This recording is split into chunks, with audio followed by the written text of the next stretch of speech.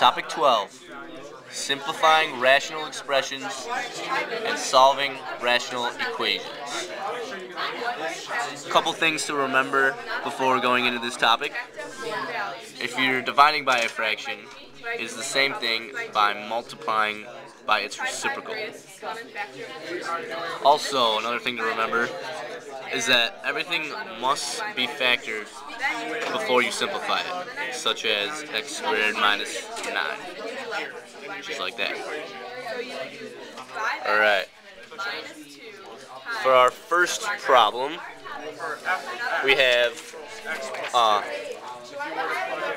as you can see, before looking at anything, the first thing you should notice is that you are dividing by a fraction right here. So what I'm going to do is I'm going to change it. I'm going to make this a multiplication sign and put everything over 1. Also, before doing anything else, I noticed that many things here can be factored, such as the numerator and the denominator here. So what I'm going to do is I'm going to take out a 3, as well as taking out, or making it x minus y and x plus y.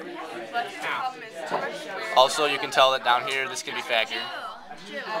And after everything is factored, you can, as you can see, I changed it down here.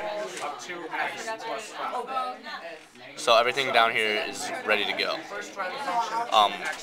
After everything is factored, you can start canceling things out and simplifying the equation. First, you notice that this xy cancels out with this xy. As you can see right here, this is a little inverted, so I'm going to change this and make it a negative, and change this to a negative x plus y. And if I do that, then I can change, that makes this, then I can cancel this out with this. Also, this negative 3 can come out, become a negative 1, and this 6 can cancel out to become a 2. Also, this x right here can cancel out with one of the x's way over here. So that just becomes a regular x, no more squared. And also this y can cancel out with this y right here. Also, this 2, since we just factored this 2, you change that out, that becomes a 1.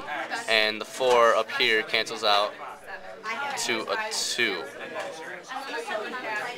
So after you notice everything is done factored, you just go across with the things you have left. And as you can see, I have a 2, an x, a 1, and a negative 1. And down here, all I have is an x plus y and a 1. So you multiply everything up across the top and the bottom, and you put it out in one fraction. So I would get negative 2x over x plus y.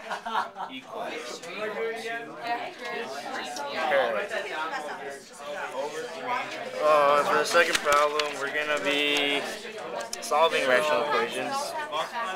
And the first step is look for any denominators that can be factored, such as this. This can be factored into x plus 5 and x minus 3.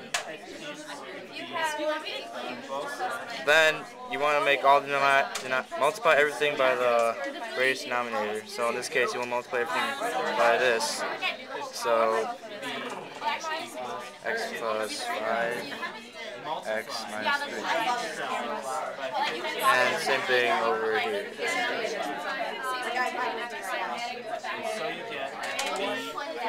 So over here, the x minus 3 will cancel out. So you multiply this with x plus 5, which turns out to be x squared plus 5x. Over here, the x plus 5 will cancel out.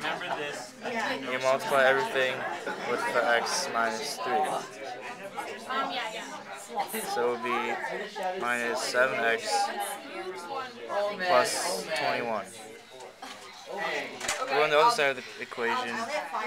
The whole entire denominator will cancel out, and will be just left with 24. Now you just solve it as a normal quadratic equation.